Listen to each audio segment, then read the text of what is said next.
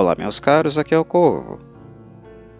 Como vocês devem saber, eu não tenho o hábito de criar rankings, muito em virtude de ser esta uma abordagem que expressa as preferências pessoais de um determinado avaliador, analisador, comunicador, e não necessariamente uma avaliação fria, crítica, daquilo que faz de um filme ou outro tipo de obra boa ou ruim. Isso é muito comum. Nem sempre nos ranqueamentos que nós encontramos estão expressos de fato uma avaliação sobre quesitos, conceitos diretivos de roteiro, produção, a atuação do elenco envolvido. Nem sempre na avaliação é englobado esses quesitos, esse tipo de avaliação mais criteriosa e mais rigorosa. É claro que esse tipo de avaliação também pode ser feita e ranqueamentos podem ser criados a partir disso. É claro que nós vemos ranqueamentos muito bem feitos e estruturados, com rigor, critério e critérios sendo demonstrados por redações jornalísticas mais voltadas para o assunto cinema. Mas digamos que não é uma prática muito recorrente. Na verdade, a maior parte de artigos ou vídeos que nós encontramos são expressões apenas individuais que dizem respeito apenas às opiniões de uma determinada pessoa, seja o comunicador ou seja mesmo o redator, quando o que nós estamos fazendo é ler matérias, certo? É isso que nós encontramos em rankings, a expressão, a opinião de uma determinada pessoa, a expressão de um gosto pessoal dela. E nesse sentido não tem certo e nem errado, não existe um ranking certo e um ranking errado, né? Ou um ranking mais próximo da realidade ou aquele que é um completo delírio. Não é bem assim. Se é a expressão de uma preferência pessoal, não tem certo ou errado. É a preferência daquela pessoa, e essa preferência é uma verdade em si, até que um dia ela mude. O que acontece bastante também. Alguns filmes que anteriormente nós apreciávamos mais, nós deixamos de apreciar em virtude de outros que passaram a ganhar um espaço mais especial no nosso coração. Variar também posições, né? O lugar que um filme ocupa em um determinado ranking depois de envelhecer, assistir mais filmes ou ver mais vezes os mesmos filmes com um olhar mais criterioso, um pouco mais maduro, acaba por alterar também a posição desses filmes dentro daquele ranking pré-estabelecido. Ou seja, os rankings também têm prazo de validade, e por isso eu também não costumo fazer ranking no canal, também em virtude disso. Porque como eles têm prazo de validade, nem sempre aquela abordagem que eu utilizarei ou aquele meu olhar será o mesmo sempre, para expressar as minhas preferências. Então um ranking que eu monto em dia X, daqui a 1 ano, 2 anos ele pode estar mudando, né? Então é uma abordagem um pouco infecunda, quando ela é feita apenas sob a ótica de preferências pessoais, como apenas uma expressão daquilo que eu mais gosto e daquilo que eu não gosto. É um tipo de atividade realmente muito infecunda. Mas, dito isso, por que eu estarei fazendo um ranqueamento hoje? Pelo simples motivo de serem apenas 6 filmes aqueles que eu vou abordar, e serem os filmes inaugurais de franquias slasher, que são franquias consagradas. São as grandes franquias realmente, né, as mais emblemáticas de um movimento que começou lá nos Estados Unidos no final da década de 70, em 78 mais especificamente, com Halloween do John Carpenter, que foi a Slasher Wave, a onda slasher. É claro que Halloween não foi o primeiro slasher feito, e muito do que os slashers americanos adotaram em termos de conceito e desenvolvimento, a forma de narrar e apresentar uma história de horror, eles pegaram emprestado, para não dizer outra coisa, é claro, dos diretores italianos. Não existiria slasher se não existisse giallo, o giallo italiano, que nada mais é também do que um estilo de filme de cinema que vai em direção a uma narrativa misteriosa, mas utilizando também elementos cinematográficos, técnicos, de um outro diretor clássico histórico que foi o Alfred Hitchcock, muito em virtude daquilo que ele fez lá em Psycho. Ou seja, a slasher deve a Hitchcock, mas mais especialmente aos giallos italianos, obras de diretores como Mario Bava, Dario Argento, né? Enfim, em 78, um filme muito importante, que foi o Halloween do Carpenter, deu início a uma série de produções de baixo orçamento, muito em virtude do sucesso que aquele diretor obteve, ao fazer um filme muito barato, que explodiu em termos de bilheteria e popularidade nas semanas seguintes e deu muito lucro.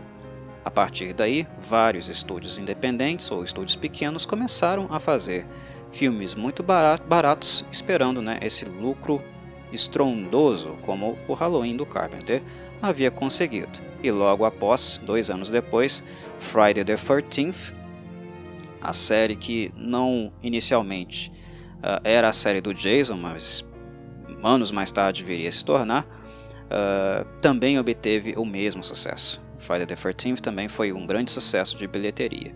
Isso criou uma onda, uma slasher wave, onde vários exemplares, vários filmes foram produzidos, mas alguns, em virtude da qualidade, né, e também do interesse de seus criadores em fazer mais exemplares, na verdade não dos criadores, mas dos produtores principalmente, né, dos estúdios.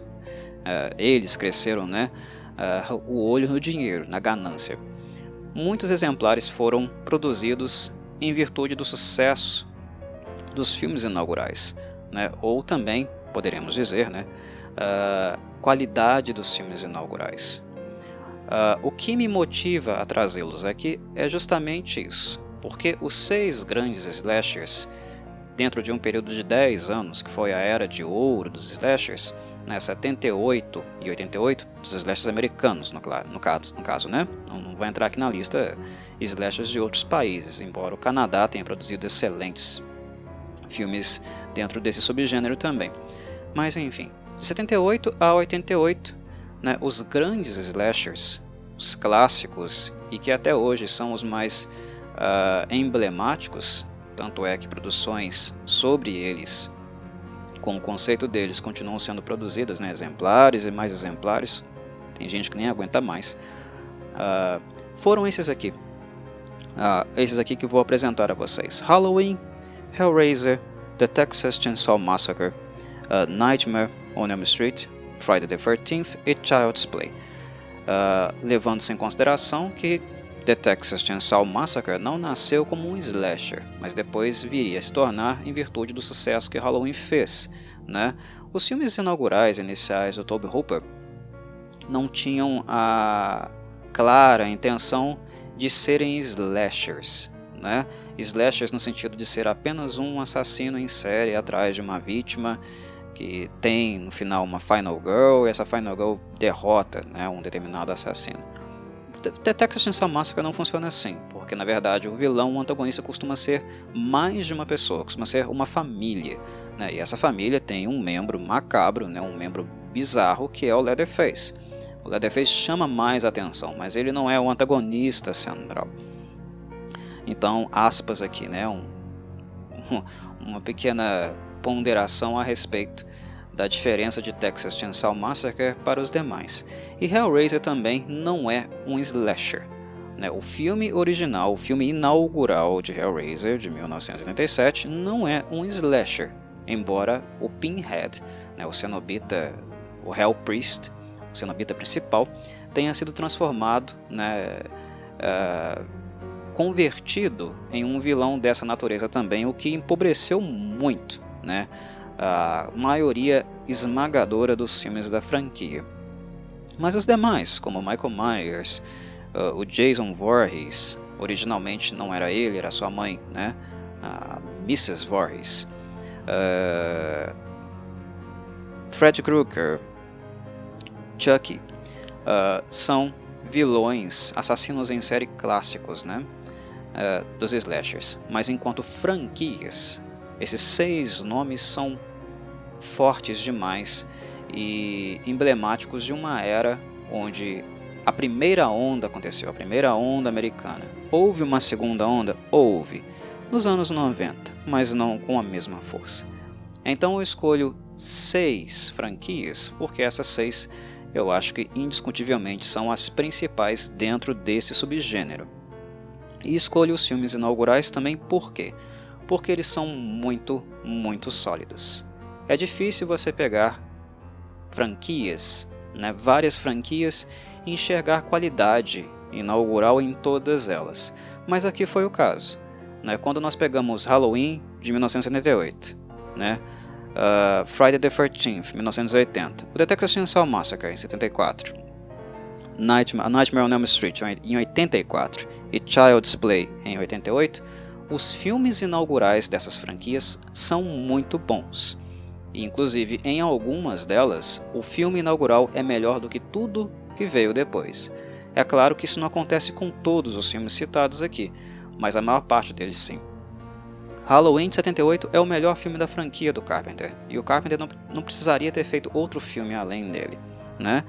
Hellraiser, do Clive Barker, o primeiro, é o mais voltado para, de fato, a obra que ele escreveu, né? Que ele idealizou na literatura. É o melhor filme da série também, né? Child's Play, né? O primeiro filme do Chuck, para mim, continua sendo também o melhor. E The Texas Chainsaw Massacre eu também poderia dizer o mesmo. A Nightmare on Elm Street há uma discussão, né? Há um embate se o melhor é o primeiro ou o terceiro, embora o terceiro seja uma mudança de conceito bem grande, né? Já que características humorísticas passaram a fazer parte do que originalmente era apenas um filme de horror. A Nightmare on Elm Street é um filme para assustar, não tem tanto assim traços humorísticos no seu filme inaugural, né?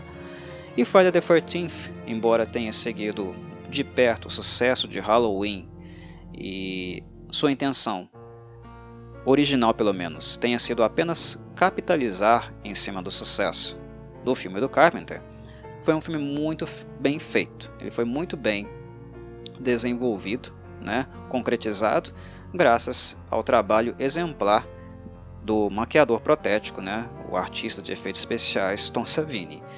O trabalho do Savini foi primordial para aquele sucesso, muito bem feito. Embora não tenha o Jason, Friday the 13th original é um filme muito sólido e que as pessoas tendem a esquecer muito facilmente, não deveriam.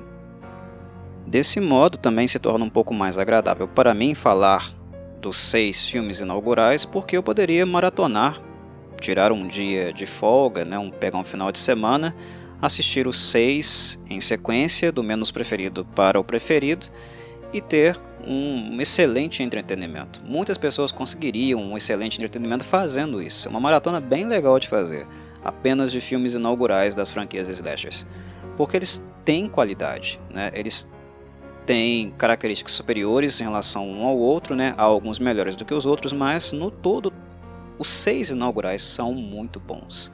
É claro que vai ter exemplares de algumas franquias que vão superar o original. Por exemplo, Friday the 13th, The Final Chapter, né, o quarto filme da franquia do Jason. É muito melhor que o primeiro, né? Enfim, o inaugural nem sempre é o melhor, né? Mas se vocês pegam apenas os inaugurais para assistir, todos eles são sólidos. Todos eles são muito sólidos, né? Então uma espécie de ranqueamento também, onde eu não preciso me lembrar dos filmes que são ruins, né? Eu não preciso me lembrar de todos os filmes de Hellraiser que vieram após o Hellbound, após o segundo, né? Com exceção do remake, o remake eu gostei, mas os outros são pura bomba. Eu não preciso me lembrar dos filmes pastelões do Leatherface, né? Dos filmes horrorosos da franquia Child's Play, principalmente depois de Bride of Chuck, que embora seja um filme de humor que eu não goste tanto, ainda tem lá suas qualidades, né?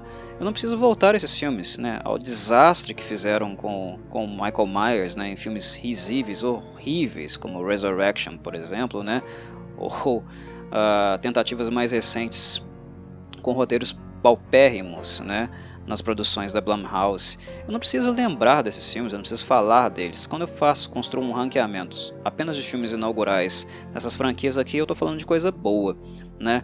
Eu não estou falando que um filme em si é ruim, Eu apenas estarei expressando, né, dando coordenadas da razão de preferir um em detrimento do outro, mas que poderia ser muito bem um ao lado do outro, apenas um pouco acima, mas sendo assistidos coletivamente, porque o nível, a qualidade deles não é assim tão distante. E quando nós pegamos também os filmes inaugurais e os comparamos, nós notamos muitas diferenças entre eles. Não é sempre o mesmo conceito sendo replicado, reciclado. É claro que tem um assassino e alguém morrendo, né? Essa é a intenção de um filme slasher, picotar os outros, né? Então isso se repete, mas a maneira como isso é produzido, de onde o conceito veio, né? Se nós pegamos os 6 originais, o conceito deles é diferente, eles têm novidades sendo apresentadas. Não é apenas um copia e cola, embora Friday the 13th, de certo modo, seja em relação a Halloween, né?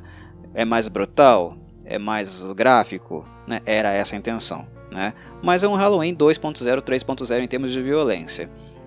Mas em relação aos demais, não tem muitas similaridades a respeito de cenário, de elementos concomitantes que acontecem na trama. Tem ideias originais, tem elementos tecnológicos inclusive sendo inseridos que outros não tinham usado, e também, principalmente, né, referências dos diretores, de pessoas que os inspiraram, que os influenciaram, também se materializando, né, sendo aplicadas na obra inaugural que eles estão criando, né, que daria origem a essas franquias de sucesso. Então também é falar sobre filmes diferentes, né, o que mantém o papo um pouco mais diverso, um pouco mais rico e não muito estereotipado, né. Isso é muito mais agradável também quando a gente está pensando em ranqueamento. Muitas vezes falando apenas de filmes de uma franquia em especial, pega uma franquia e ranqueia os filmes, muitas vezes nós nos repetimos, principalmente nos filmes mais tardios, que não tem muita novidade, né? Apenas a mesma coisa sendo falada, repetida over and over again. E aí fica chato. Então, neste vídeo, ou podcast, dependendo de onde você está assistindo ou ouvindo, eu estarei fazendo uma hierarquia de preferências, tá? São as minhas preferências momentâneas. As suas podem ser diferentes se você não está errado. Como eu falei na introdução, fiz questão de grifar, né? Ranqueamentos não são a materialização de algo muito concreto quando nós não estamos trabalhando à luz de critérios. Se alguma hora nós elencarmos alguns critérios de análise e passarmos a avaliar os filmes de acordo com aquelas coordenadas, né, com aquele tipo de construto que a gente montou, né, aqueles critérios bem definidos, aí sim a lista tenderá a ficar mais sólida e não muito mutável. Mas aqui, como são preferências, né, questões de como esses filmes me impactaram, serão as minhas percepções, né? As de vocês não estão erradas. Se quiserem comunicá-las, se sintam à vontade, né? E principalmente as razões das preferências, né? Porque apenas montar uma listinha, primeiro, segundo, terceiro, né? Ou então na forma decrescente, como eu vou fazer aqui. Eu vou partir do sexto, né? Ou seja, o menos preferido para o preferido. Só montar essa listinha, né, nos comentários abaixo também não é legal. Porque, você gosta desses filmes, mas gosta por quê? Né? Por que dentre esses 6 clássicos, 6 bons filmes inaugurais, por que esse aqui é o sexto e esse aqui é o primeiro? Né? Isso não aparece em listinhas. Se alguém quiser fazer uma abordagem mais descritiva, né, um pouco resumida, dando coordenadas sobre essas preferências, aí sim a coisa fica interessante para mim, para consultar vocês, ler o que vocês estão escrevendo aí, de fato pegar as impressões, porque é isso, é a impressão que é de fato o que entrega o que é valioso nesse tipo de postagem, né, nesse tipo de abordagem, né, é o que representa de fato uma análise qualitativa, né, o aspecto qualitativo desse tipo de papo. Por que um filme impactou mais do que o outro, né, e não apenas, esse aqui é o meu menos preferido e aqui está o meu preferido entre esses. Essa é a minha lista, essa é a minha hierarquia. Isso não acrescenta em nada, né? Então o que eu vou fazer aqui é um passeio, né, uma revisita aos filmes do sexto, né, ao primeiro em termos de preferências, mas lembrando que todos eles aqui, todos os filmes inaugurais, eu gosto pra caramba deles. E eu poderia maratoná-los com muito prazer, né, em um dia ocioso. No posto de número 6, eu terei de colocar Child's Play, mas não porque o filme é muito inferior aos demais da lista. Mas o que pesa em desfavor desse filme na minha avaliação é o fato dele ser o mais novo, o mais jovem dentre todos. Há um outro filme também no ranking, né, que é tardio, que é o Hellraiser de 87, mas o Child's Play é de 88. E há uma diferença básica entre Hellraiser e Child's Play. Hellraiser não é um slasher tradicional. Ele não se propõe um slasher. Já Child's Play, sim, é um slasher tradicional. E nesse sentido é um filme tardio, que tem muitas referências, pode trabalhar com N conceitos, inclusive replica alguns, relacionados, utilizados por todos os slashers que vieram anteriormente. Então, nesse quesito de fazer, como fazer, né, em que se inspirar, Child's Play teve mais referências, né? Referências inclusive sobre o que fazer e sobre o que não fazer, já que a maioria dos slashers da Wave, né, que foram dezenas, até na verdade centenas de filmes, né, a maioria deles ensinava como não fazer um slasher, né? A maior parte deles são muito ruins. Considerando a trend, a maior parte dos filmes de slasher são pura bagaceira, né? Mas, querendo ou não, Child's Play teve também as referências dos grandes clássicos, né? Dos filmes que deram certo, que tinham qualidade. Então é você trabalhando, né? Criando coordenadas com o material todo prontinho para você apenas avaliar, estruturar, analisar. Só que esse filme acaba não sendo apenas mais um slasher porque ele tenta inovar em algum movimento, né? Em algum momento. Ele tenta ser um pouco diferente também. O que muitos outros filmes, né, da trend não fizeram. Esse aqui faz. Então por isso que ele merece, né, estar no ranking de filmes inaugurais sólidos, porque ele também procura por essa autoria, ele procura por elementos novos, né? As dolls, bonecos sendo utilizados para o horror, não era uma novidade, mas a maneira como o Tom Holland e o Don Mancini utilizam o Chucky é diferencial e sim dramático, muito enervante, porque a vítima aqui, ao contrário do que a grande parte dos slashers faziam, né, ao perseguir adolescentes e jovens adultos, a grande vítima aqui é uma criança, e uma criança muito nova, realmente inocente. O pequeno Alex Vincent, o ator mirim que interpreta o Andy, é muito novinho. É um menino muito dócil, muito ingênuo, e o que está do lado dele é um boneco possesso por um serial killer que manipula a criança. Manipula a criança e praticamente transforma toda a infância dele, né, num inferno. Ele destrói a vida dessa criança. Ele implica essa criança, imputa a ela traumas que ela jamais irá superar, né? Então é um filme muito mais dramático e cujo alvo é alguém muito sensível, né? A ideia de ter um serial killer manipulando um filho da gente, um filho tão pequenininho, tão indefeso, incapaz de se proteger, né, é o que dá a dimensão mais psicológica, mais dramática do filme do Tom Holland e do Mancini, que inclusive os dois fazendo essa parceria aqui, né, Holland e Mancini é o que falta. Na verdade, né, é o Chan que falta em todos os demais filmes da franquia, de maneira em geral. A parceria dos dois foi muito boa, esse filme é muito sólido, né? Inclusive o aspecto dramático dele também é muito enfatizado, né? Torna-se muito mais intenso também em virtude da atuação da Catherine Hicks, né, como a mãe do Andy. Que atuação exemplar. Inclusive a não participação dela na sequência tornou o filme menos impactante, menos dramático, sensível do que o primeiro, né? Embora o segundo seja um filme que eu também goste, o meu primeiro filme, né, o meu favorito, é de fato esse aqui, né? Child's Play, o original de 88, para mim é melhor do que qualquer coisa, né, de cinema e TV que tenha o Chuck. Para mim esse filme aqui, um abismo, o segundo filme é um abismo ao cubo e o resto. A diferença é muito, muito grande, né? Mas isso muito em virtude da direção, da maneira como o filme foi costurado, como ele pegou elementos dos slashers que eram tradicionais, interessantes, mas não apenas replicaram esses elementos, mas encaixaram numa trama com, né, infância, com maternidade colocadas em foco, né, e no caso uma mãe solteira que não tem tanto tempo para o filho e que corre contra o tempo para que as pessoas acreditem no filho. Ela mesma não acreditava, porque é uma coisa muito difícil de acreditar, né, que um boneco está fazendo as coisas. São elementos que foram trabalhados aqui de maneira muito bem conduzida pelo Roland Mancini. É um filme curto, mas ele vai direto ao ponto e ele é interessante do início ao fim. E o elenco também é excelente. Embora tenha o Chris Sarandon, né, que é o grande nome do elenco, o destaque é da Catherine Hicks e, claro, principalmente, né, do Brad Dourif.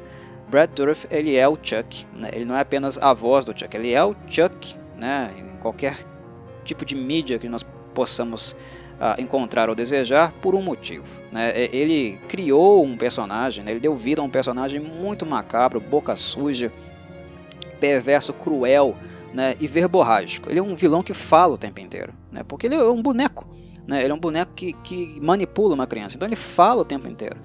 A princípio ele não fala tanto, né, o filme se mantém numa camada de suspense, mas depois, né, com o passar do tempo e também com o prosseguimento da franquia, o Brad Dourif fala pra caramba, né, ele fala pelos cotovelos. E é um personagem carismático, mas um carismático bem perverso, né, as palavras dele são muito maldosas.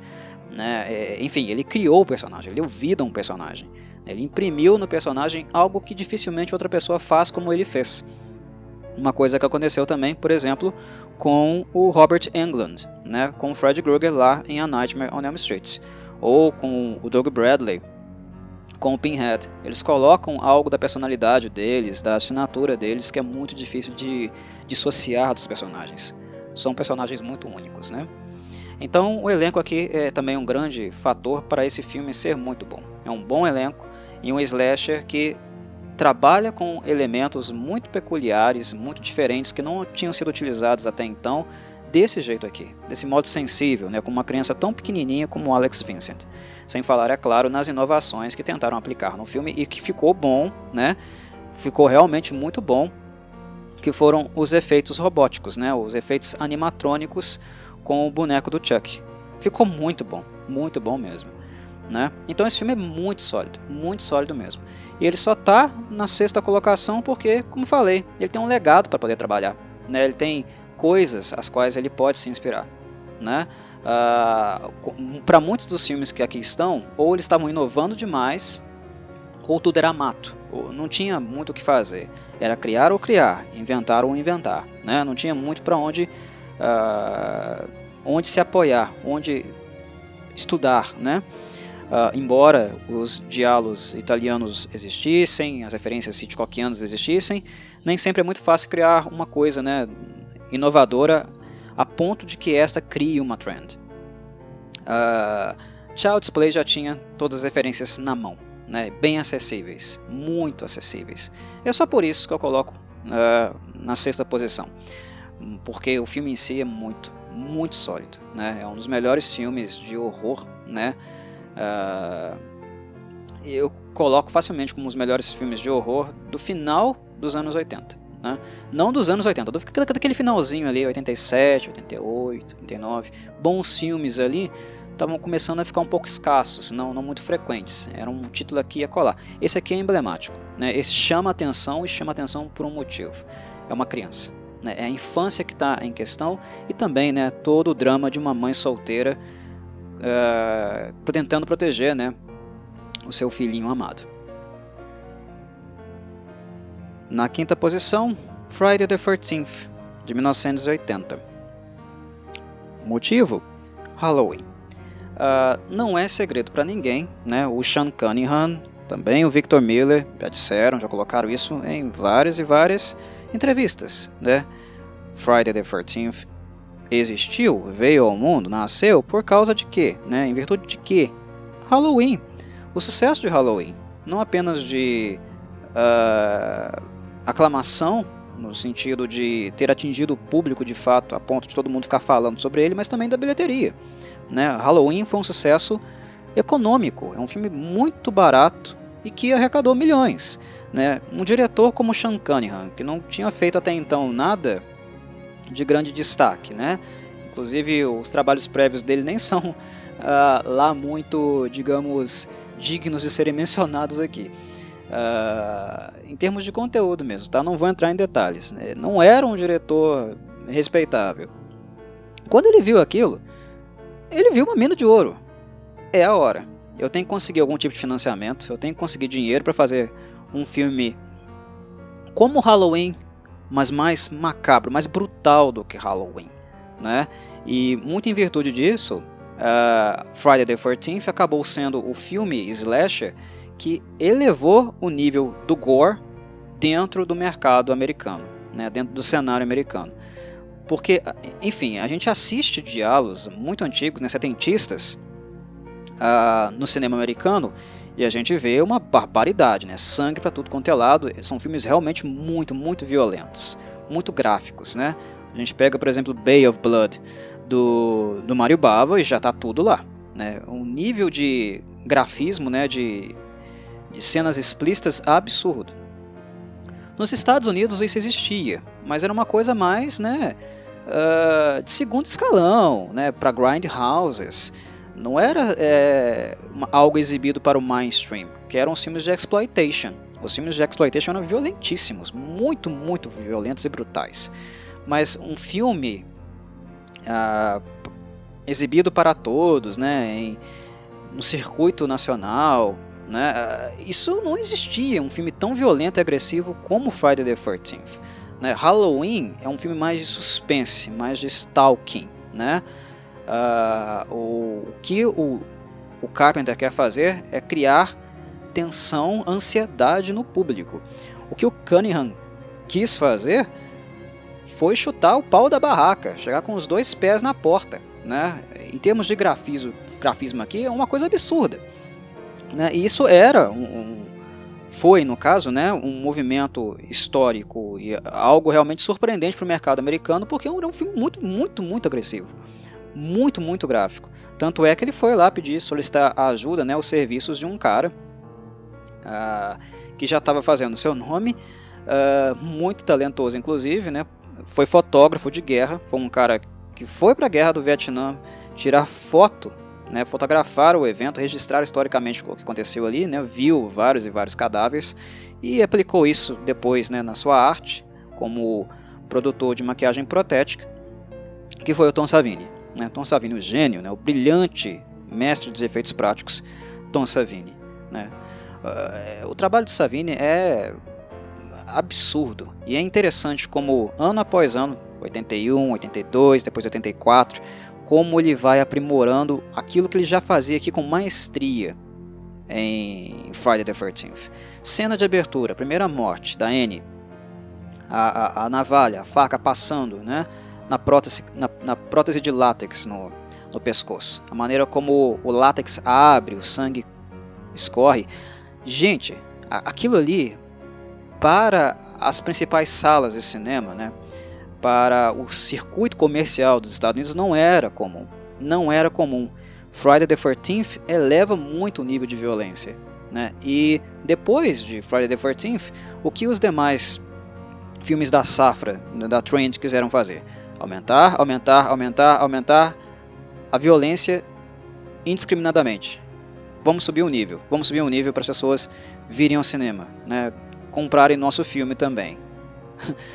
Esse filme aqui, ele não começou com tudo, ele não aqueceu a trend, ele não fez a slasher wave ser o que ela é, mas o que ele contribuiu foi com a questão da violência.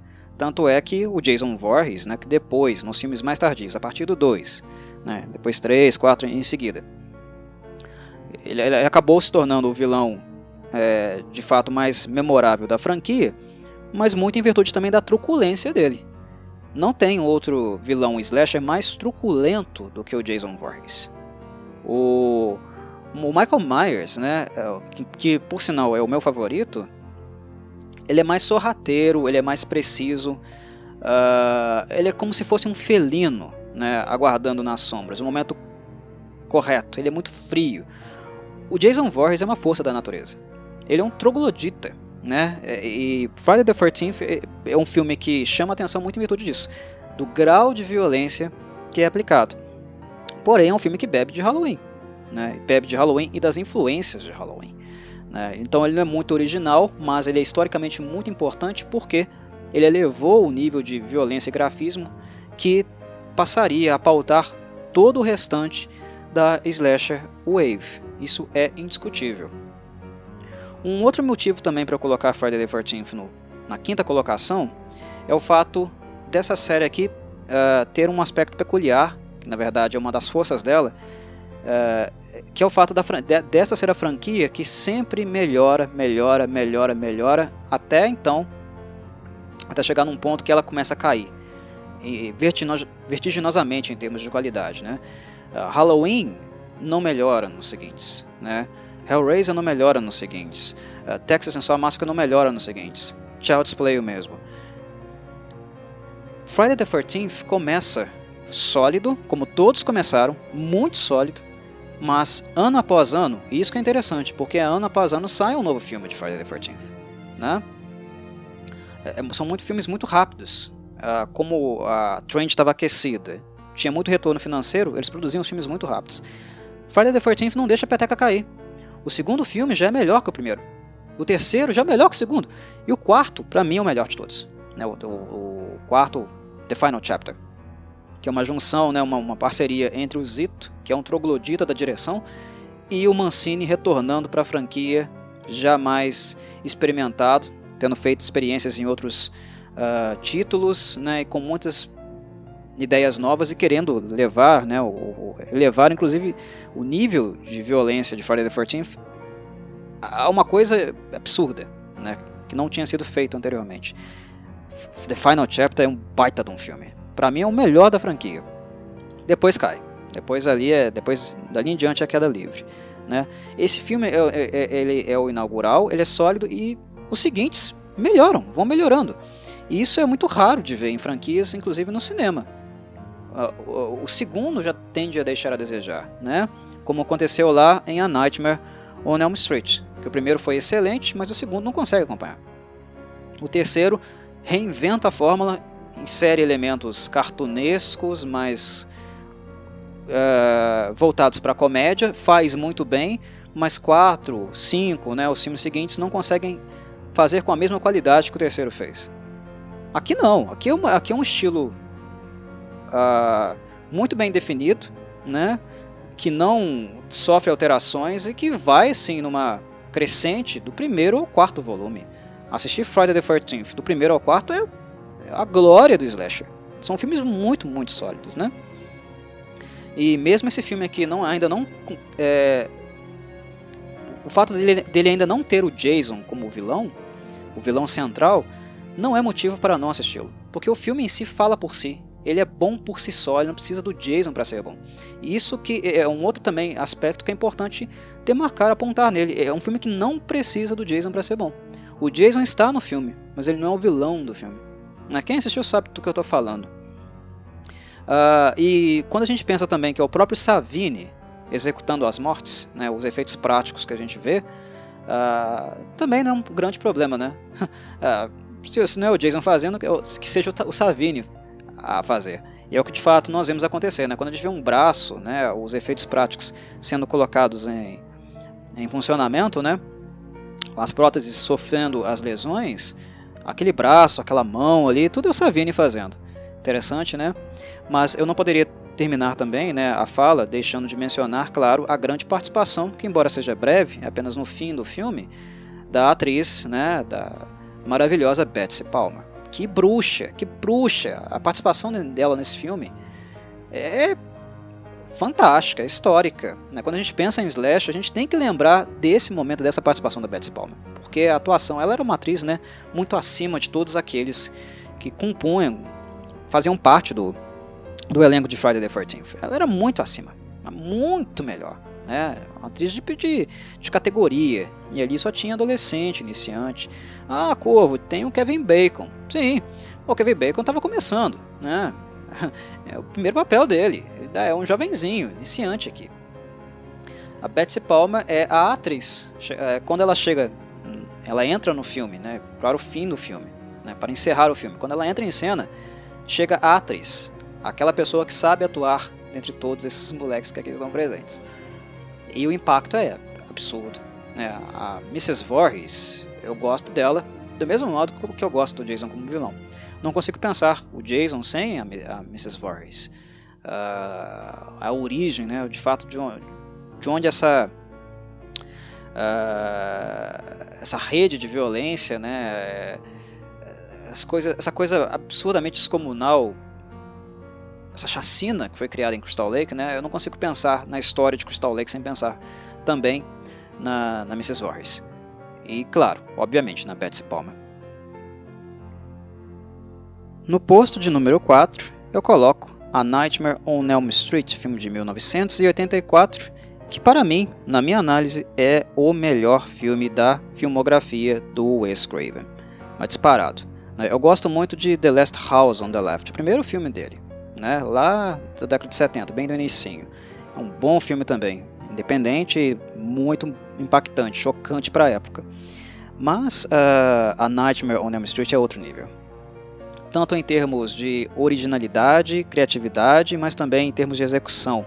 A forma como ele foi produzido, como a estética e estilo dele é muito característico, isso graças também ao seu produtor, né? O produtor que ficou famoso por criar toda a estética realmente da série, da franquia, que foi o Robert Shaye. O Robert Shaye é uma figura também muito importante para nós termos a experiência visual que nós esperamos ter com um filme como A Nightmare on Elm Street. Não é nada fácil de produzir, né? Não é nada fácil de criar, já que o seu campo de experimentação ele é de infinitas possibilidades, né? Que é o campo onírico. Nada precisa fazer sentido. Dentro desse campo, tudo é possível, né? Nada precisa estar atrelado às leis da física ou uma racionalidade lógica. Mas enfim, A Nightmare on Elm Street é muito importante, muito interessante dentro da Slasher Wave, porque é o Wes lá em 84, quando toda a trend, né, toda a wave estava começando a saturar, na verdade já estava saturada já naquele ponto. E ele inova, ele dá uma sobrevida para o subgênero, porque ele traz um filme muito diferente e muito interessante do ponto de vista do entretenimento. É divertido assistir a Nightmare on Elm Street, porque você entra de fato dentro de um universo, dentro de um contexto, que é o contexto de uma dark fantasy, mas ao mesmo tempo com características do slasher, que tradicionalmente, né, caracterizam o slasher como tal. Mas é uma dark fantasy, o cenário é dark fantasy, ele é mágico, ele é interessante, e no primeiro filme, né, o Fred foi criado para isso, ele era muito mais macabro. Não tinha ainda os elementos de humor que ficaram mais reconhecidos a partir do terceiro filme da franquia, que, repito, também é um grande filme, são os meus preferidos. A Nightmare on Elm Street, o primeiro, e A Nightmare on Elm Street 3, o terceiro, né? Dream Warriors. São os melhores filmes da franquia na minha avaliação, por motivos diferentes, com características diferentes, né? Quando a fórmula parece estar saturada, no terceiro eles inserem um elemento novo, que infelizmente não foi muito bem trabalhado do quarto em diante. Mas o terceiro também é um grande filme. Mas aqui é um filme muito original, muito diferente, e que deu sobrevida para muita gente, não apenas para o Wes Craven, que finalmente, né, fez o seu grande estardalhaço na indústria. Porque, embora ele já tivesse alguns filmes conhecidos dentro do horror, A Nightmare on Elm Street virou um fenômeno de massa. Fred Krueger estava em toda parte. Merchandising, produtos, enfim, né? Quem não conhecia Fred ali da metade em diante dos anos 80 estava vivendo debaixo de uma rocha. O carisma, né? O tanto de qualidade cênica que o ator Robert Englund introduziu no personagem foi fantástico, né? É maravilhoso. Como mencionei lá quando falei do Brad Dourif com o Chucky, o Robert Englund com o Fred é ainda melhor, né? Foi ainda melhor. Fred é o Robert. O elenco ainda conta com algumas carinhas com potencial, né? Alguns potenciais que não foram atingidos no decorrer, na continuidade da carreira, como por exemplo a Heather Langenkamp, que fez uma excelente Nancy, né? Excelente, mas ela não virou uma estrela de Hollywood nem nada assim. Mas tem o Johnny Depp, né? Um papel muito tímido, né? Ele é um papel secundário, é o namoradinho da Nancy, não tem tanto destaque assim, mas o Depp, né, a gente viu, né, a gente acompanhou, né, o fenômeno que ele se tornou, o ator de extrema qualidade que ele viria a se tornar nos anos seguintes. Perdão. Uma outra coisa que é importante também relembrar quando a gente fala de A Nightmare on Elm Street foi o quanto esse filme aqui foi importante para o estúdio em questão. Porque a gente está falando nada mais, nada menos do que a New Line Cinema. E a New Line Cinema foi um estúdio gigantesco. Gigantesco. Tá? Muito poderoso, com muito orçamento, né? E começou a fazer filmes em larga escala. Mas antes de A Nightmare on Elm Street, a New Line não era nada. Nada. Não tinha nada para ver. Não fazia nada realmente de muita relevância. O filme que deu origem a um estúdio gigantesco, poderoso, chamado New Line Cinema, foi esse filme aqui, A Nightmare on Elm Street. Né? Isso também é um ponto a se demarcar. Tá? É uma característica peculiar, específica, importante, diferente desse filme aqui em relação aos outros. Porque foi um filme que não apenas se tornou um fenômeno de massa, um filme com um grande impacto no mercado e na indústria como um todo, com a sua inventividade, originalidade, né, com conceitos muito atrelados, muito sensíveis para o próprio Wes Craven. Esse filme ele é biográfico do Wes, diz respeito às experiências que o próprio Wes teve, né? Por isso é tão sensível, criativo, bem trabalhado, né? Porque foram terrores que o Wes Craven sentiu em vida.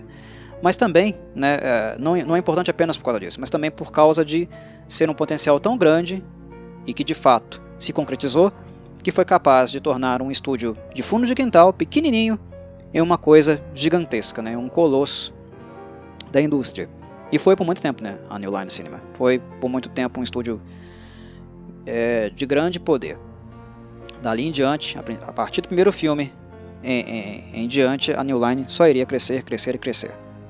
Até que algumas decisões, né, administrativas, de gestão, começassem a diminuir o potencial, o valor da indústria, como normalmente sempre acontece. No posto de número 3, eu escolho The Texas Chainsaw Massacre, filme de 1974. E atenção para a data, 1974. É um filme que antecede a Slasher Wave. Antecede em 4 anos o Halloween. O Halloween não queria criar uma tendência, mas acabou criando em virtude do filme ter se tornado viral, do impacto gigantesco que ele teve na sociedade americana, da maneira como ele foi difundido, né, vinculado jornalisticamente, né, as pessoas falaram muito de Halloween de boca a boca. Isso atraiu muito o interesse de vários e vários cinemas. Em 74, 4 anos antes, nos Estados Unidos, um filme muito gráfico, não muito gore, não é muito violento. Né? Halloween e The Texas Chainsaw Massacre, eles não são filmes violentos. O título The Texas Chainsaw Massacre dá a entender que aquilo que nós veremos, né, é algo muito gore, sanguinolento. Não, não é. Mas é um filme extremamente tenso. É um filme horrível, difícil de assistir, muito em virtude do sofrimento que a personagem principal, né, a Sally, interpretada pela Rainha do Grito, realmente a Rainha do Grito, né, porque ela basicamente, tudo que ela faz nesse filme é gritar, que é a Marilyn Burns. O sofrimento que ela passa, né, o desgaste psicológico a qual ela é submetida, eles destroem a mulher, né, não apenas fisicamente, mas psicologicamente. O abuso que a família do Leatherface causa a ela é gigantesco, é de dar nó no pescoço mesmo. E os gritos da Marilyn Burns, embora a única coisa que ela tenha feito é apenas isso, ninguém gritou como essa mulher na história do cinema. Ninguém. É crível, é tátil, é de deixar a pele, sabe, coçando. É difícil de ver. É um filme muito impactante para a época. Ele chocou, né? Um filme muito barato, que custou entre $80 mil a 140 no máximo para ser feito, e que chocou muita gente, pelo menos todos aqueles que viram. E claro, se tornou influente. Diretores, produtores, roteiristas futuros, claro que eles tinham The Texas Chainsaw Massacre como uma referência. principalmente do ponto de vista de cenário, gráfico, né, até porque é um filme nojento, que envolve, né, questões relacionadas a canibalismo, obviamente. E o Tobe Hooper e o Kim Henkel, eles produzem um cenário realmente tenebroso, né, nojento. Claro, muito amparados, muito influenciados por uma história da vida real, né, que foi a história lá do assassino em série, daquele monstro chamado Ed Gein. Foi o primeiro filme a trabalhar com conceitos relacionados à história do Gein? Não foi. Até porque o Psycho, né, o Psicose, do Robert Bloch, o livro, já tinha tido essa direção, né? O livro do Robert Bloch, que inspira o filme do Hitchcock, já tinha utilizado esses conceitos, né? Conceitos que são utilizados aqui, a diferença é essa, conceitos que são utilizados aqui de maneira muito mais gráfica, né? O ambiente da casa da família do Leatherface é parecido ou próximo do ambiente grotesco, nojento, né? Que era o lugar onde o Ed Gein fez suas vítimas e vivia. Então é um filme muito impactante porque ele entra em contato com algo que é biográfico do povo americano, né? Ele entra em contato com a história de um dos seus maiores monstros, né? Uma das maiores barbaridades, insanidades que aquele país violento como já produziu, né? Então é um filme muito complicado, é um filme muito complicado no sentido de assistir sem se impactar, assistir sem entrar em contato com algo que é biográfico, diz da sua história, né, de um trauma que de fato o povo americano viveu. Imaginem os adultos, né, que viveram na época onde os crimes do Ed Gein foram cometidos, passando por aqui, entrando em contato com o filme, o valor, né, a maneira como eles viam esse filme, como algo inominável, né, assim, inaceitável. A palavra é essa. Por mais que Texas Chainsaw Massacre seja muito escuro, muito cru, muito artesanal, isso faz parte inclusive do charme do filme, levando a perspectiva histórica em consideração, né, o ponto de vista sensível dele, não é um filme muito fácil de ser aceitado, de ser abraçado. Tanto é que ele não foi tanto como Halloween, mas para o horror ele acabou se tornando uma preciosidade, né, uma gema. Ele foi ganhando, né, um status de cult following maior e maior na passagem do tempo, né, a cada ano. Tanto é que, né, o que nós bem sabemos, que hoje ele é um dos filmes que são preservados pelo Congresso Nacional, né? Ele ganhou esse status, né? Ele entrou para a história de fato do cinema americano. Ele arrecadou bastante, né? Ele arrecadou quase 40 milhões de dólares. Então ele foi um sucesso de bilheteria, né? Mas é claro que houve um movimento muito conservador, né, de combate a esse filme aqui. Mas como a gente sabe, né, combater um filme de horror só ajuda a divulgá-lo mais. Isso inclusive fez com que as pessoas fossem ao cinema ou assistissem na época em questão, e foi aumentando com o passar do tempo, né, o status de um dos grandes filmes inaugurais da onda slasher, que antecederam a onda slasher, mas querendo ou não acabam que tiveram sua participação na criação da mesma, na popularização da mesma lá em 78, a partir do Halloween do John Carpenter. Destaque não apenas para o Tobe Hooper e para o Kim Henkel, mas também para o Gunnar Hansen, né? O Leatherface original. A linguagem corporal do personagem é fantástica. Ele é esquisito, ele é medonho, grande e estranho, né? O traço cênico, aqueles elementos que tornam um vilão o que ele é, de fato, né? Não apenas o que ele faz, mas como ele faz, a maneira como ele se expressa. O aspecto cênico, de fato, do cinema faz muita diferença, né? E até hoje, por mais que o Gunnar Hansen,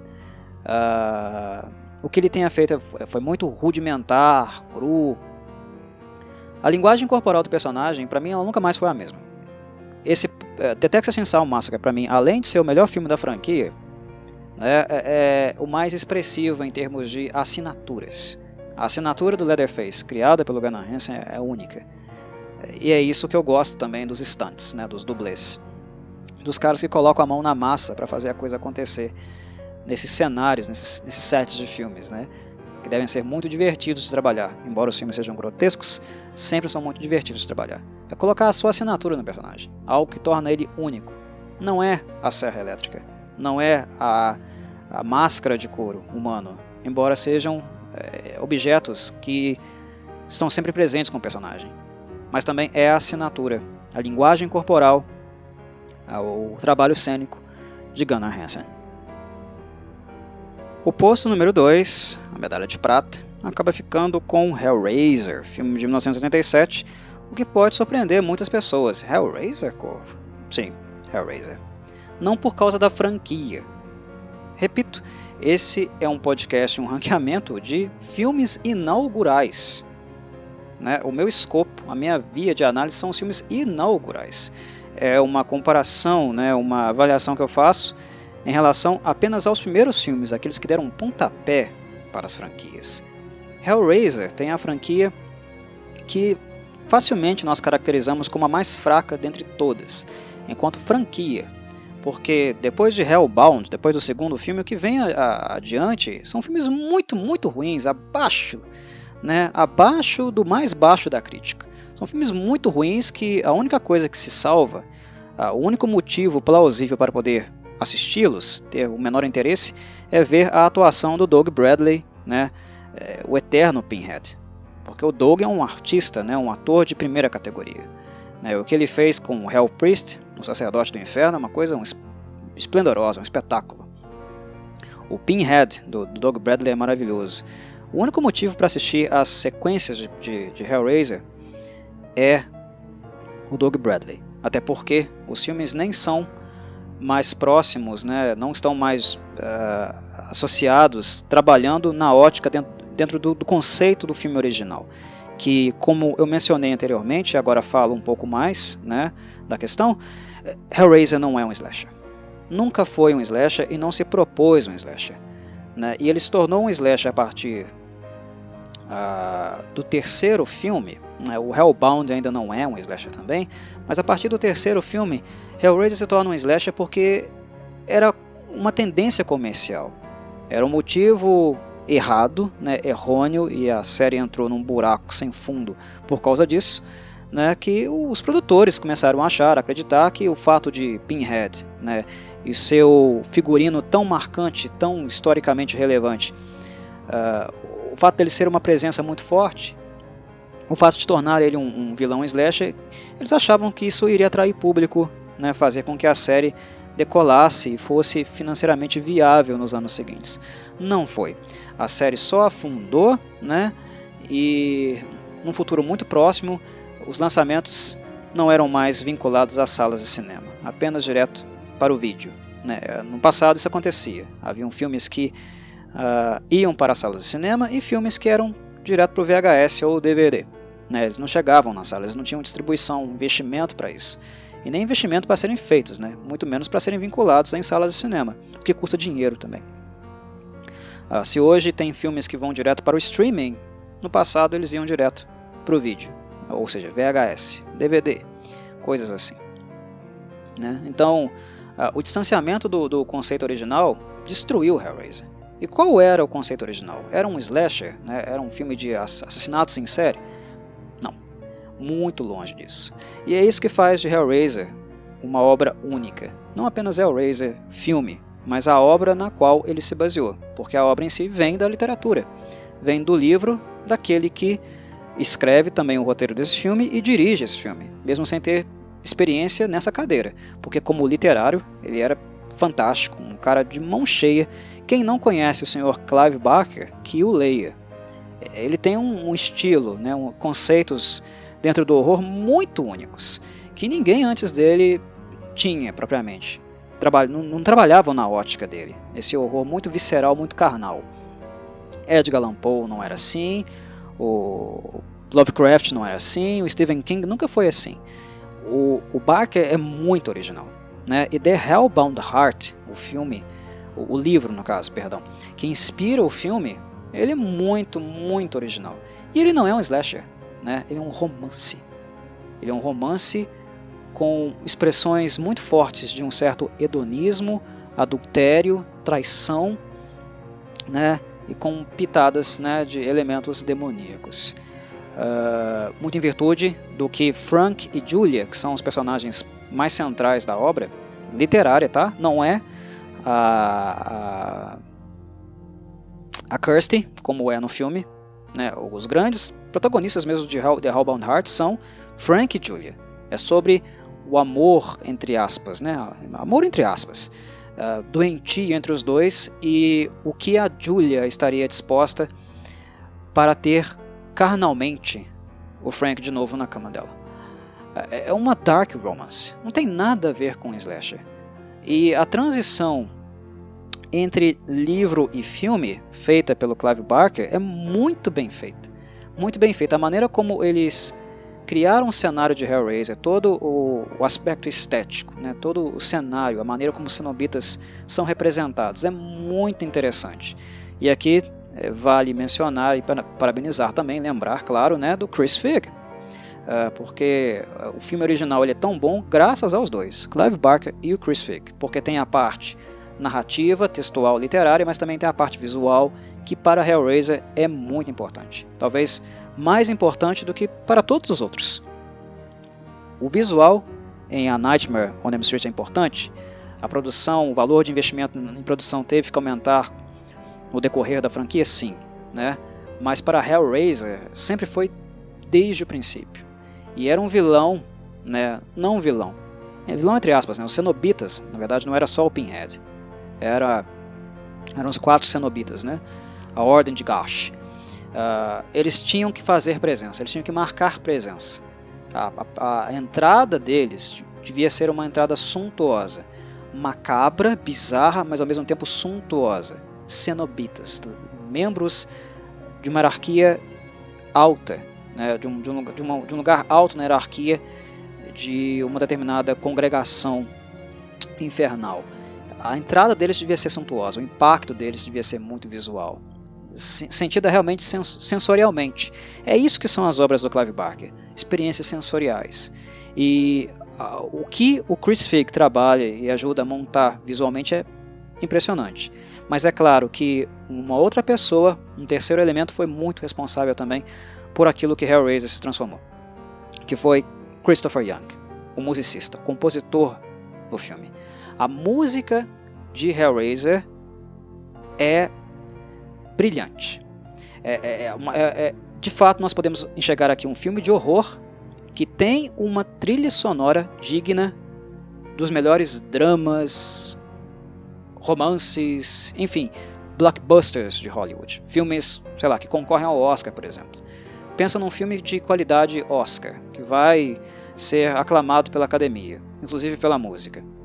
E esperar música dessa qualidade em filmes de horror é comum? Não. Não é. Mas o Christopher Young foi um musicista, um compositor desse nível, dessa categoria, escrevendo orquestrações para Hellraiser. Escutar a trilha sonora de Hellraiser é maravilhoso. Você pode experimentar o filme e a trilha sonora sozinha, né, separada, e ter o mesmo prazer. É trabalho primoroso. E é por isso que eu coloco o Hellraiser tão alto. É esse conjunto de fatores, né? Não é um filme que tenta entrar de cabeça na onda slasher. Tenta fazer algo completamente diferente, ao mesmo tempo grotesco, gritante, né? Mas com uma classe, com um refino absurdo. O que a gente vê na música do Christopher Young é refino, né? Se o Clive Barker não é refinado como diretor, como literário ele era. Muito original, muito autoral. O trabalho do Chris Figg é preciso. A atuação da Claire Higgins, né, que a atuação dela é muito importante, porque a Julia... Se a Kirsty tem muito holofote no filme, a Julia nos livros era a bruxa malvada, né? O epítome da bruxa malvada. Que mulher demoníaca, ela é mais demoníaca que os próprios cenobitas. Uma atuação, né, desse calibre era necessário, e a atriz britânica Claire Higgins entrega. O que a gente encontra nesse filme, né, na expressão, na voz marcante do Doug Bradley, é isso, refino. uma coisa que a gente espera muito pouco dos filmes de horror em geral, né? Principalmente filmes daquela safra, feitos com tão pouco orçamento. Hellraiser custou $1 milhão, né? Muito pouco. Arrecadou 14,5, um pouquinho mais. Eram filmes muito baratos. E o refino para um filme desse valor é impressionante. Impressionante. E tem uma coisa também que faz que ele seja refinado, né? Que é a influência dos artistas, né? Da escola inglesa. Hellraiser, por mais que seja um filme feito para o mercado americano, e a americanização do roteiro do filme em comparação com o livro. Aconteceu isso, tá?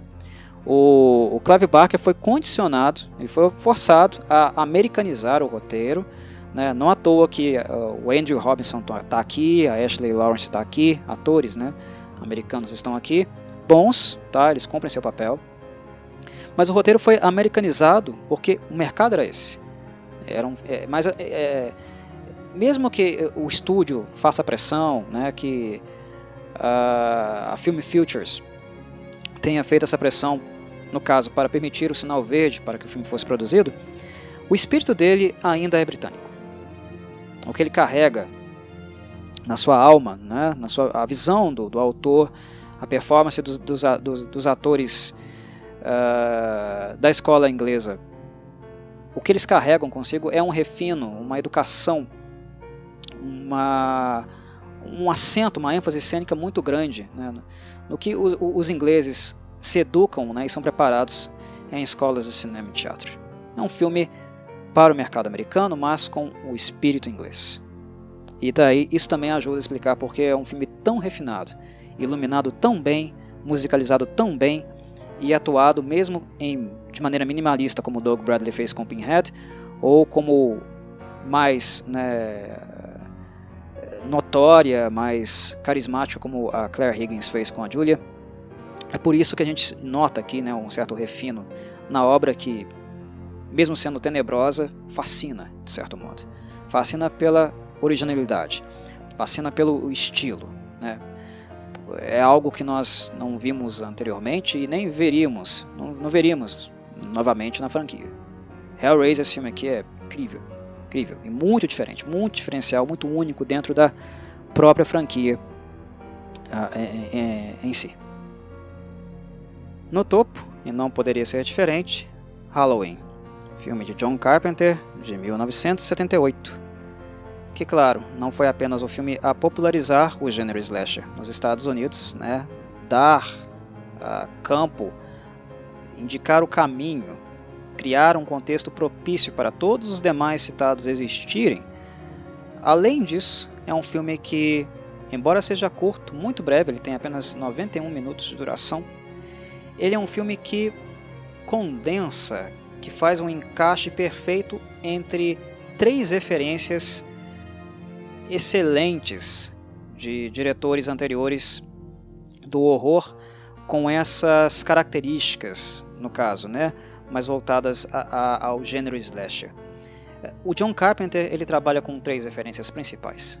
A primeira delas, obviamente, inclusive está expressa, né, inclusive no seu elenco, né, no elenco de Halloween, com a Jamie Lee Curtis. Ela é filha da Janet Leigh, né, a Marion Crane, de Psycho. Psycho era um filme que Carpenter amava. Quem não ama Psycho, né? Psycho é um grande filme do Hitchcock. Referência hitchcockiana, tensão, criar antecipação, uma ansiedade nas pessoas em relação àquilo que vai acontecer. O que Carpenter replica a cores em Halloween perfeitamente. Ele consegue fazer isso também em 2 momentos, em cenas diurnas e noturnas. Notem como é brilhante, né? Criar essa ansiedade, essa tensão. Isso nós acompanhamos com o próprio Michael Myers, vendo com os olhos dele, estando atrás da máscara dele, escutando sua respiração, acompanhando o filme segundo a sua ótica, principalmente depois que anoitece, né? Vendo o movimento dele, a intencionalidade dele, acompanhando o seu aproximar da vítima sem que ela perceba. E claro, desenvolvendo em nós um natural nervosismo, né? Uma natural ansiedade, E são conceitos hitchcockianos, que inclusive nós encontramos no Alfred Hitchcock, lá em Psycho, que estão sendo utilizados aqui, aplicados pelo Carpenter brilhantemente em um contexto social da época, do momento histórico dos Estados Unidos.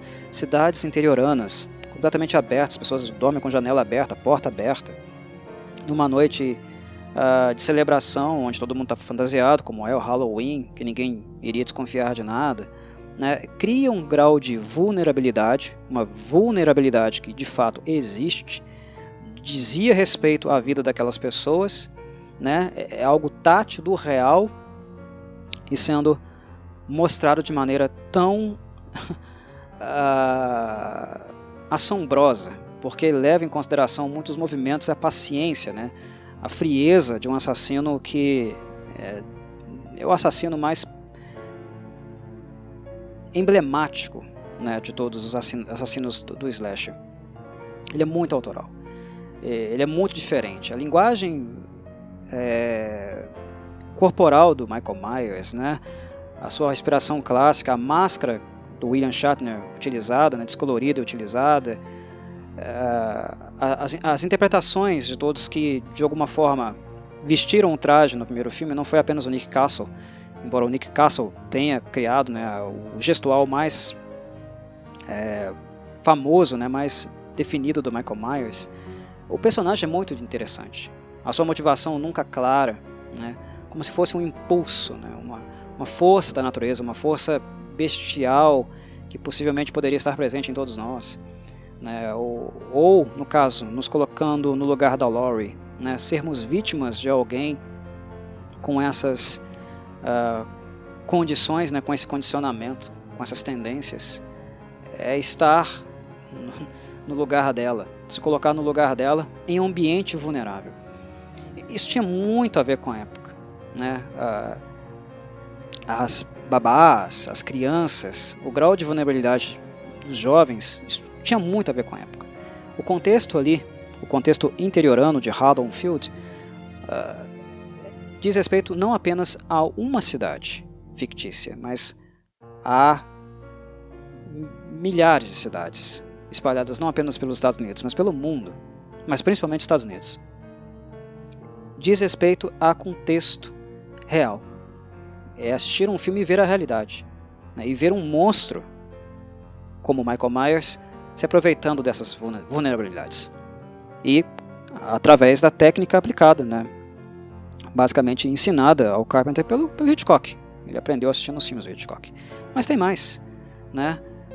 A música exerce um papel muito importante. As cores exercem um papel muito importante, né? O filme também tem que ser visual, estético. E mesmo que não haja dinheiro para fazê-lo, como foi o caso de Halloween, 300 a 325 mil que foi utilizado, o filme arrecadou 70 milhões, algo que torna ele também emblemático e o grande responsável pela criação da Slasher Wave, né? Porque financeiramente ele se justificou, então os outros começaram a copiar. Mas enfim, o visual, o musical também era importante. Carpenter queria uma coisa que fosse sua assinatura, algo que fosse dele, que se desse certo, né? Os cheques poderiam chegar na sua casa todo santo ano ou a cada vez que fizessem alguma coisa com Halloween. Objetivo alcançado com sucesso, né? Inclusive ele nem precisa trabalhar mais, ele trabalha quando quer. Graças aos muitos filmes com assinatura, música dele, né? Direção dele, que ele acabou fazendo durante sua filmografia. Mas ter estilo era algo importante. Mesmo se você não fosse um músico renomado, com grande habilidade, como o Christopher Young, por exemplo, ter a sua música e criar uma música que pudesse imergir as pessoas devidamente dentro do seu filme, isso era fundamental. E a trilha de Halloween é muito antenada nesse sentido. A música do Carpenter é muito marcante.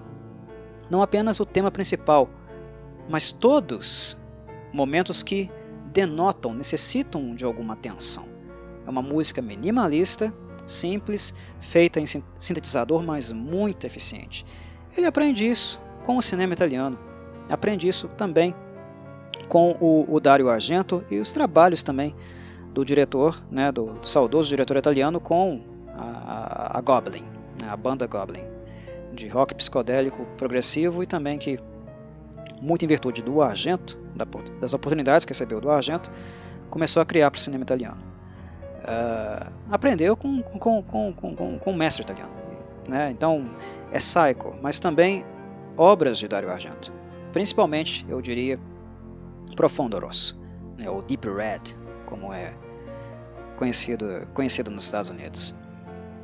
Mas também teve o contexto propício para esse tipo de ataque, né, a data comemorativa, o simbolismo que representa essa data, e tudo que pode ser imaginado, abstraído, sem dar respostas concretas, mas aquilo que faz a imaginação de um público borbulhar, né?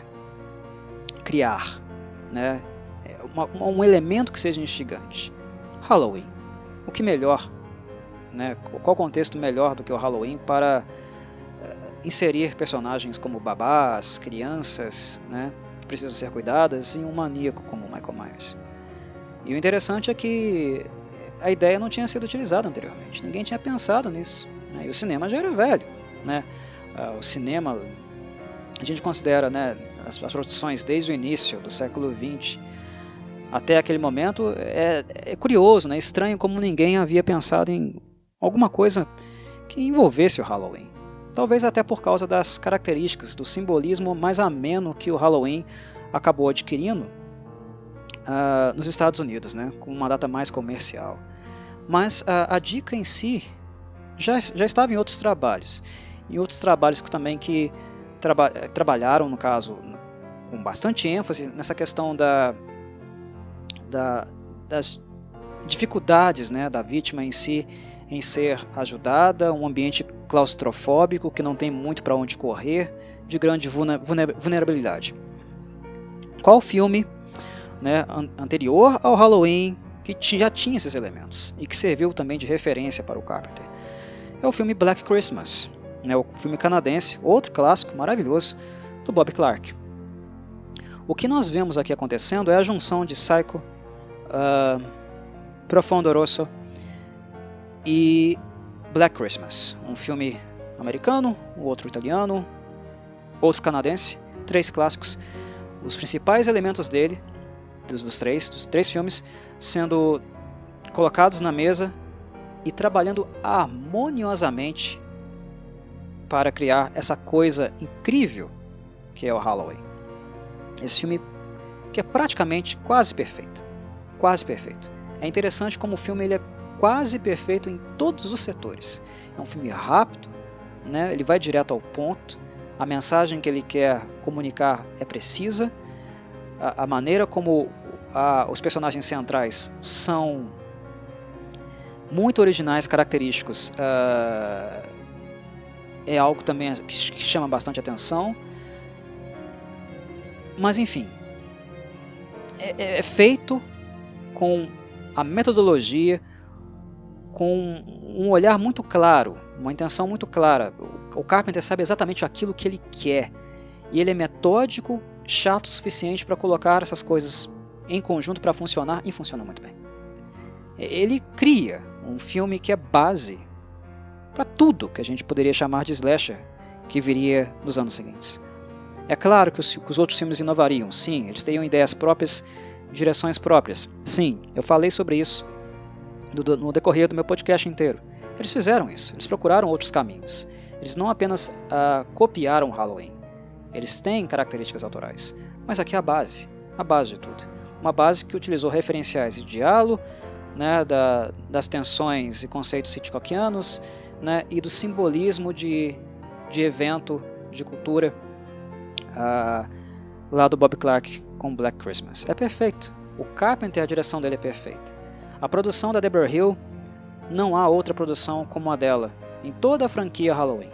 Os filmes da Debra Hill parecem cenário de Halloween, eles cheiram a Halloween, a gente sente eles como se fosse Halloween.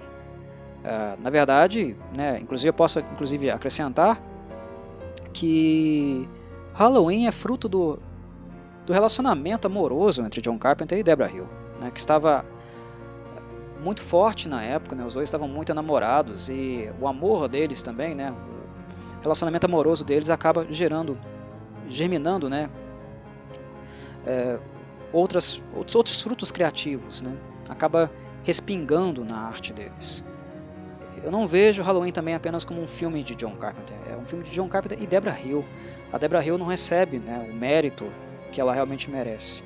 Nem depois que ela morreu ela recebe tanto mérito assim. As pessoas lembram do Halloween, lembram só do John Carpenter, também é um filme da Debra Hill. E claro, de uma terceira figura que sem ele também o filme não seria o que foi. A iluminação em Halloween é fundamental. Fundamental. Nas cenas diurnas, a maestria a gente encontra na maneira como o Carpenter utiliza a câmera, né? Tomadas distantes, o Michael Myers um pouco fosco, não podendo ser visto, ou se movendo rápido para se esconder, por exemplo, num arbusto.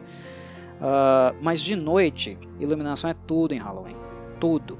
E não apenas a maneira como a máscara é iluminada. O jeito dela ser iluminada é importantíssimo também. O fato de nós não conseguirmos ver os olhos do Michael Myers, não ter pessoalidade, nós não conseguimos ver um ser humano ali, sentir ele apenas mesmo como uma forma. The Shape, uma coisa misteriosa, turva, cujas motivações não conseguimos ler muito bem. A iluminação também tem um papel nisso, a iluminação sendo trabalhada em conjunto com a máscara, mas não apenas no Michael em si, mas no cenário. O cenário desolado, vazio, né? Com um enfoque em coisas como o vento, né? O vento batendo nas árvores, as árvores sendo iluminadas, a gente conseguindo ver de fato as folhas se movendo. Ou com o uso da luz azul, né? A luz fria azul, que é utilizada em muitos momentos para dar ao Michael Myers, né, um traço meio espectral. Quando há de se mostrar, o Dean Cundey mostra. Quando não pode mostrar, mas que nós, ao mesmo tempo, dando a entender que tem alguma coisa ali, né, uma coisa se movendo ali, que a gente vê um pouco, mas não vê tanto. Tudo isso é fruto do trabalho maestral do Dean Cundey. Dean Cundey é um cinematógrafo de mão cheia, né? Uma das coisas mais gostosas de assistir os filmes do John Carpenter, não apenas esse, é o trabalho desse cara. Dean Cundey era um verdadeiro mestre. Então, em virtude de todo esse aspecto histórico, da maneira como se trabalhou conceitos antigos e do impacto que promoveu na cultura popular, fazendo tantas coisas e tão bem, um filme tão metódico, tão preciso, quase perfeito, Halloween é quase impossível retirá-lo do primeiro lugar do posto aqui, né? Da minha preferência, do meu ranking, né, dos filmes inaugurais. É historicamente importante e tecnicamente muito elevado, feito com muito pouco dinheiro e com muita originalidade também. É utilizar conceitos de outros mestres do seu jeito para criar o seu monstro, né, o seu nêmesis. E o John Carpenter fez isso melhor do que ninguém. É isso, meus caros. Chego ao fim do meu podcast. Espero que vocês tenham gostado, especialmente aqueles que gostam dessas franquias. E isso é tudo. Forte abraço. Saudações, Corvides.